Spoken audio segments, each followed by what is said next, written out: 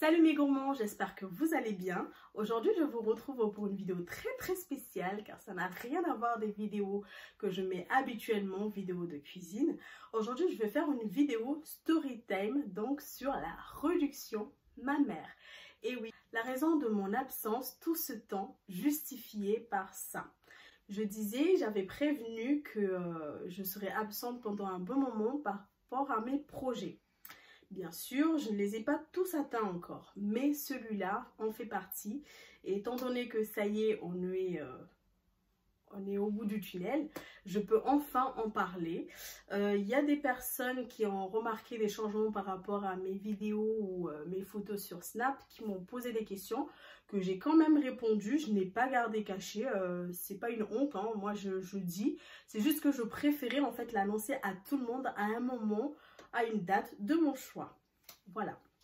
Alors dans un premier temps, je vais vous expliquer la procédure, en tout cas ma procédure que j'ai dû suivre pour enfin arriver à ce résultat final, d'où la réduction mammaire.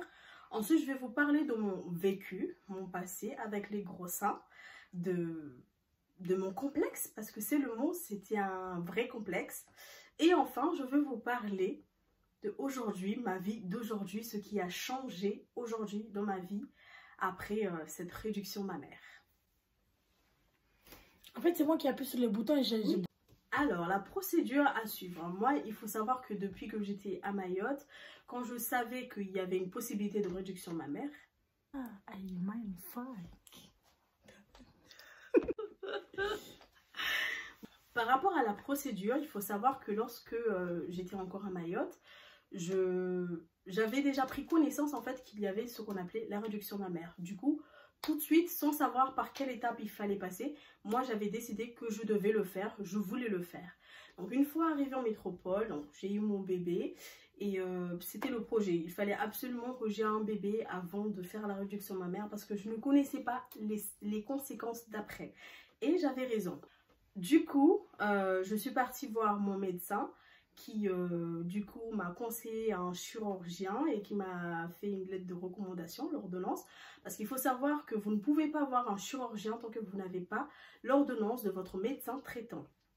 J'ai donc fait mes démarches, j'ai vu le premier chirurgien, j'ai vu deux chirurgiens et d'ailleurs, juste entre parenthèses, je ne vais pas citer les noms, tout simplement parce que c'est illégal de faire de la publicité pour un professionnel de santé, chose que je ne comprends pas de certaines youtubeuses qui parlent de leur réduction mammaire et qui citent le nom de la personne. Allez voir un tel chirurgien à Paris, c'est illégal, je vous le dis. Je vais juste donner des lettres à chaque nom de professionnel de santé. J'ai vu deux chirurgiens. Le premier, c'est le docteur C. Ça s'est passé très bien et avec lui, en fait, j'avais la possibilité d'avoir le bonnet que je voulais parce que je voulais un bonnet C. Il m'a dit que c'était faisable. Le seul problème, c'était l'attente. J'étais en liste d'attente pour 1 an. Donc, j'avais pas le temps d'attendre en fait. Alors, j'ai commencé à faire d'autres recherches, voir un autre chirurgien. Donc, le chirurgien P, qui lui, c'était très rapide. Hein. Et sachant qu'avec le chirurgien C, j'avais déjà fait les mammographies, l'échographie mammaire. Tout était déjà ok, il manquait juste en fait une date pour l'opération. Alors, la mammographie et l'échographie mammaire, c'est... je sais pas comment vous l'expliquer, mais c'est assez désagréable. C'est comme l'échographie pour la grossesse, sauf que là, du coup, on m'a placé le sein sur un plateau comme ça. Et vu que j'avais les seins énormes, je viendrai dessus. Il y avait un autre plateau qui compressait comme ça. Et je vous jure... J'avais peur que mes seins restent coincés dedans. C'était pour vérifier en fait si vous n'avez pas de cancer, si vous n'aviez pas de problème avant, avant d'entamer la réduction mammaire. Ça m'a vraiment fait peur. Et en plus, la personne qui me faisait la mammographie, elle m'a dit « Je vous laisse le temps que ça fasse. » Bah, c'était comme une photocopieuse en fait le truc avec mes seins. Enfin mon sein parce que c'était par sein. Mon sein compressé dedans. Et tu voyais le truc faisait... Et elle m'a laissée toute seule, comment j'ai flippé. Mais après, tout s'est bien passé. Et sachez aussi un conseil, si jamais dans votre ville, vous ne pouvez pas avoir de rendez-vous parce que c'est tellement demandé dans ma ville. Pour faire la mammographie ici au Havre, j'ai dû aller dans les autres villes à côté et le rendez-vous était plus rapide. Donc n'hésitez surtout pas à aller dans d'autres villes au lieu de rester coincé dans votre ville. Du coup, je reprends avec le chirurgien P, vu que j'avais tout mon dossier complet. Je l'ai vu, je pense que c'était... Je l'ai vu en juin, le chirurgien. Et tout de suite, il m'a dit, vous souhaitez le faire quand? J'ai dit au plus vite possible. Et là, il me propose juillet, août. Je dis, il n'y a pas photo, c'est tout de suite juillet. Et il m'a proposé la date du 8 juillet. Donc, j'ai commencé là. Et il faut savoir que j'étais très, très sereine. Mais à la fin, j'ai dérapé. Je raconterai ça dans la deuxième partie. Alors, je vais à présent parler de mon vécu avec les gros seins. Aujourd'hui, si vous saviez à quel point je le dis avec fierté, les gros seins, alors qu'avant, je disais, j'avais une poitrine volumineuse, une poitrine généreuse. Mais le mot gros sein, je n'osais pas l'employer parce que j'avais honte. En fait, j'avais honte de la poitrine que j'avais. Je veux vous parler d'une anecdote. Une anecdote qui, sur le coup, c'était pas drôle, mais qu'aujourd'hui, en y repensant, c'est drôle et ironique. L'ironie de la vie. Notre très chère Bella SN, qui aujourd'hui est ma meilleure amie. Elle se montre pas. Mais qui aujourd'hui est ma meilleure amie. Et je remercie le ciel de cette personne qui m'a supportée, tout simplement. Lorsqu'on était en CM2, la meuf, elle m'a traité de ma belle de porno. Non mais vous vous rendez compte?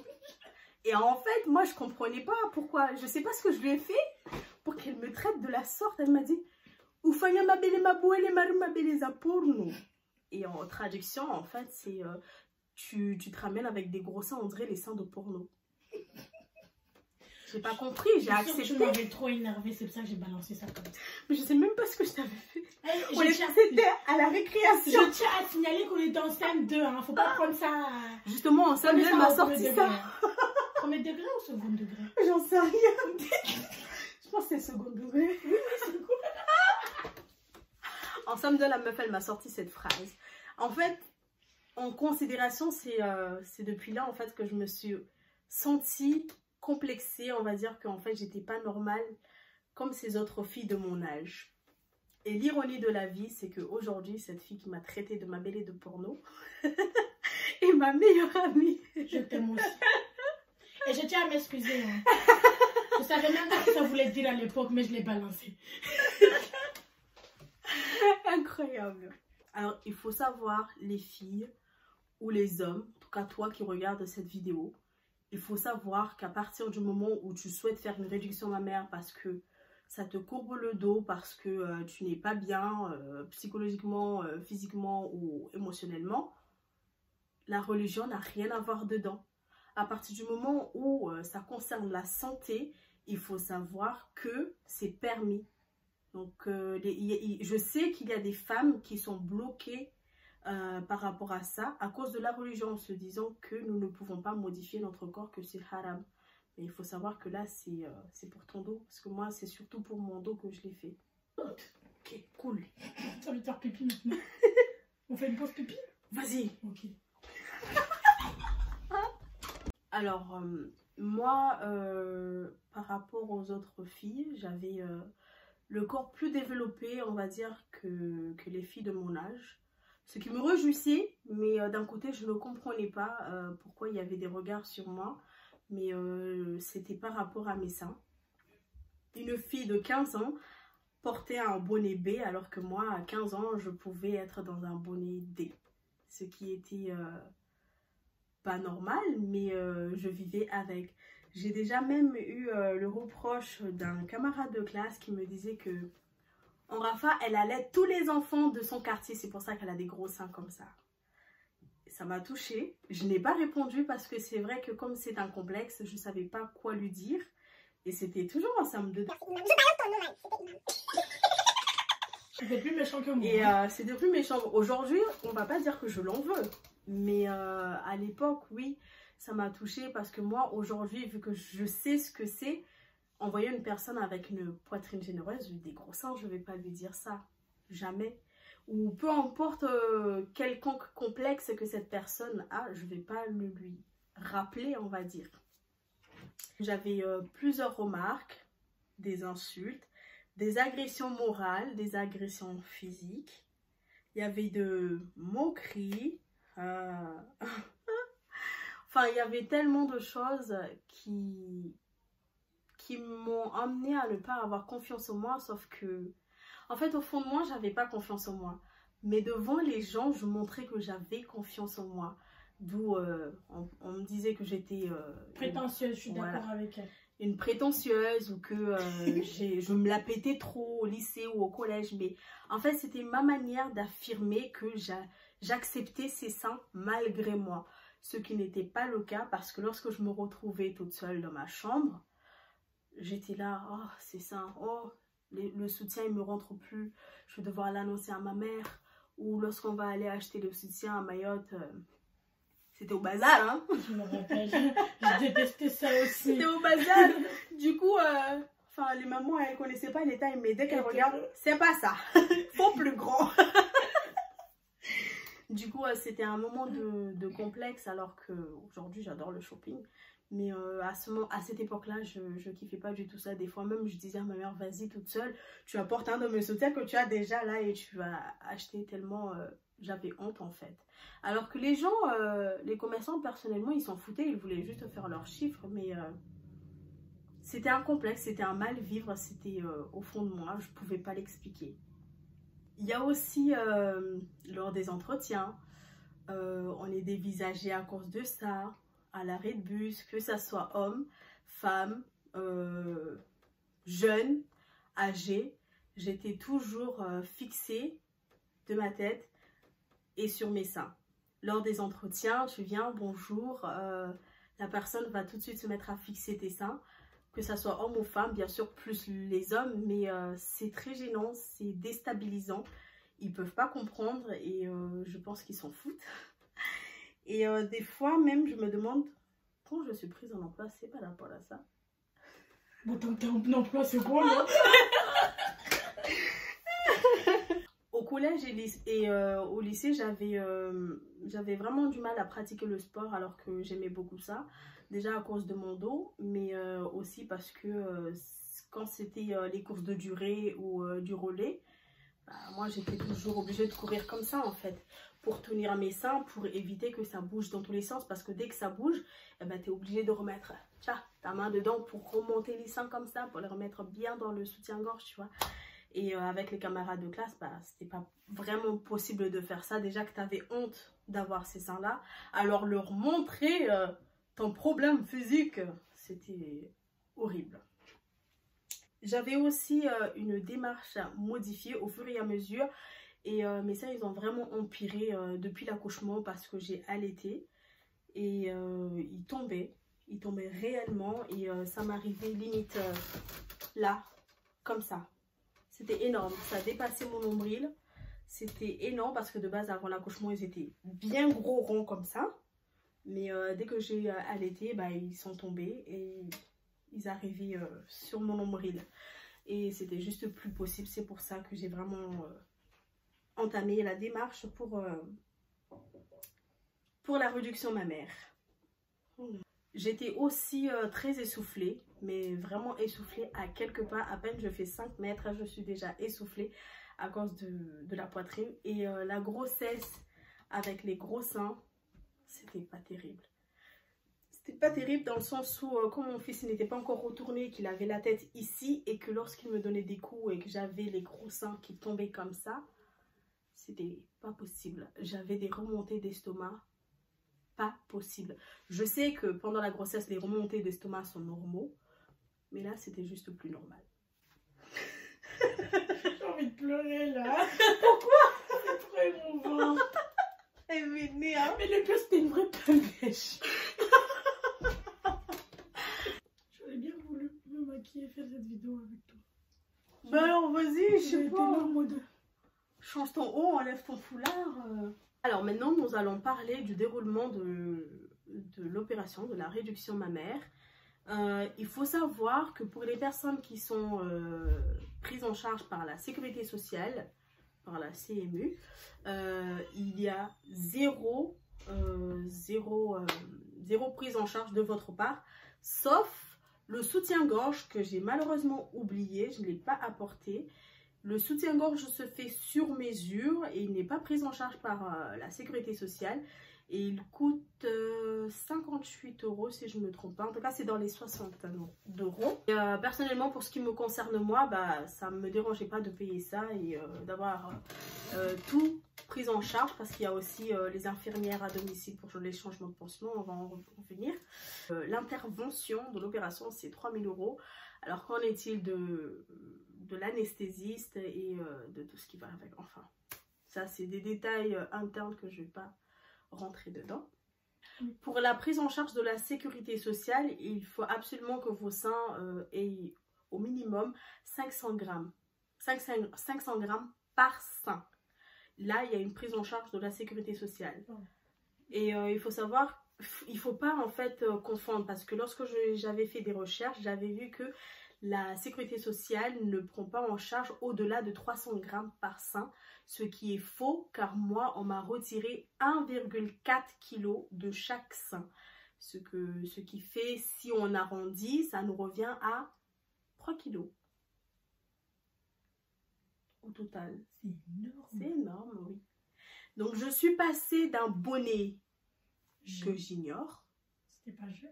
Je sais pas, parce que dès que je suis arrivée à eux, j'ai arrêté de compter. Du coup, je passais au Primark ou Kiabi pour m'acheter des soutiens bas de gamme, mais vraiment vite fait, juste pour tenir. Ça m'énervait en fait d'acheter des soutiens pour au final qui se cassent ou me faire mal.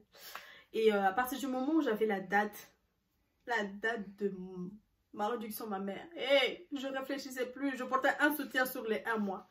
Bon, c'est faux, mais en gros, je me cassais plus la tête à aller racheter de soutien. Ça servait à rien.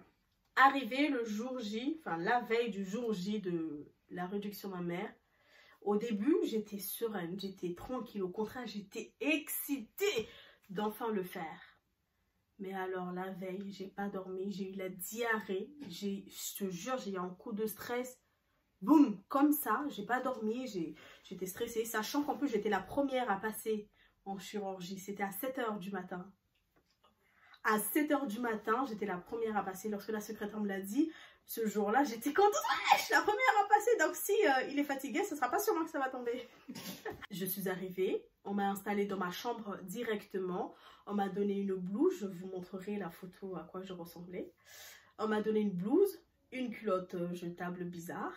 Et, comment on appelle les trucs là? Une charlotte et un masque. Avant ça, je devais absolument prendre une douche à la bétadine.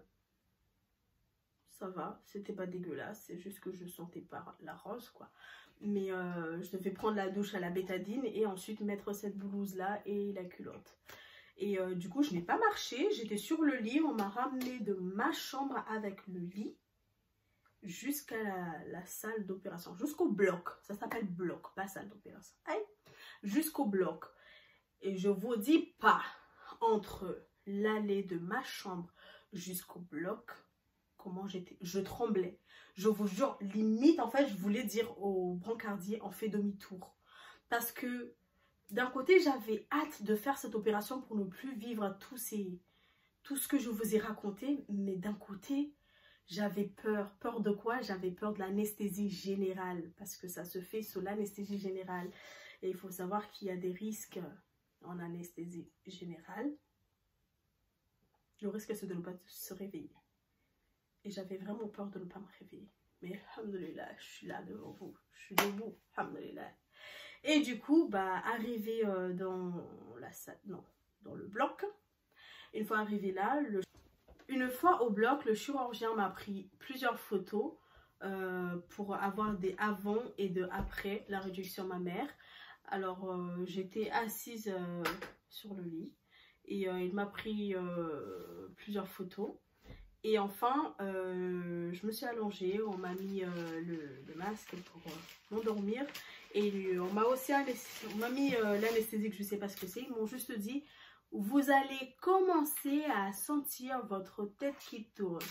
Dès qu'il a fini la phrase, je me suis endormie. Direct, je ne me rappelle plus de rien. À mon réveil, j'étais dans la salle de, comment on appelle ça? Réanimation? Non, Charbaïm. salle de réanimation. Dans la salle de réveil, et il y avait plusieurs personnes. Moi, je pensais vraiment que je serais dans ma chambre au réveil, mais il y avait plusieurs personnes et c'est des rideaux qui nous séparaient. Et j'arrivais pas à parler, mais j'avais soif. Du coup, j'ai appelé une infirmière que je voyais devant moi. Et elle me disait que je pouvais pas boire de l'eau avant 1 heure. T'avais le temps de crever. Je te jure, alors que j'avais la gorge pas possible. Le temps que les 1 heure passent. C'est Léo. Et enfin, on m'a admis dans ma chambre. Je suis arrivée dans ma chambre. Là, je commençais à boire. J'avais des rhodons. Je montrerai une photo. Je pense que j'avais filmé. Je montrerai une vidéo et une photo internet. Les rhodons, c'est quelque chose c'est comme une aiguille qu'on nous place en fait ici. J'ai même encore la cicatrice du rhodon. De 2 côtés, il y a un long fil qui filtre en fait le sang. Donc en fait, j'avais 2 petites valises comme ça que je traînais avec à chaque fois quand j'allais aux toilettes ou quand je me déplaçais. Ah, j'ai oublié de vous dire qu'on doit aussi porter des bas de contention avant d'aller au bloc. Mais ça, de toute façon, le chirurgien, il le prescrit et c'est remboursé par la sécurité sociale. Les rhodons, je les ai gardés 3 jours et le premier changement de pansement, c'était également au bout de 3 jours. Et moi, j'ai été hospitalisée 6 jours, je crois.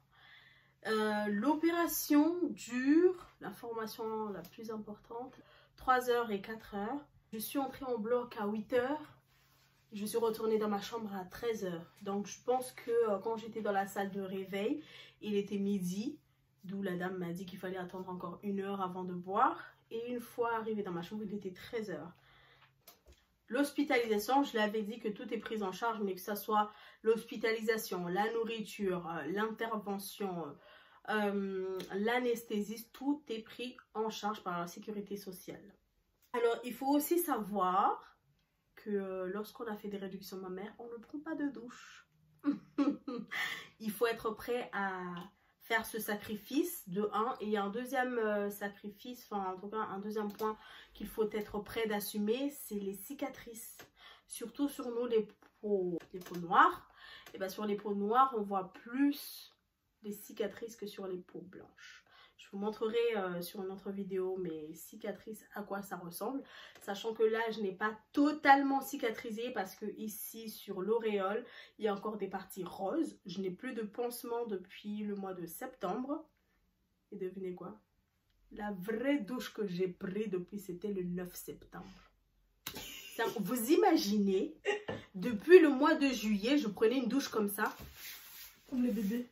Non, mais pas comme les bébés ils mouillent partout. Mais là, j'avais des gants de toilette juste pour les bras parce qu'il fallait vraiment pas mouiller les pansements pour les seins. Donc, je faisais comme ça avec des gants de toilette. Et le bas, oui, je prenais une douche normale, mais le haut, laisse tomber. Et après, vu que du coup, ils se sont pas guéris en même temps, le sein gauche, il s'est guéri en premier. Donc, j'avais plus de pansements ici. Et ici, j'avais toujours des pansements. Alors, je me douchais comme ça.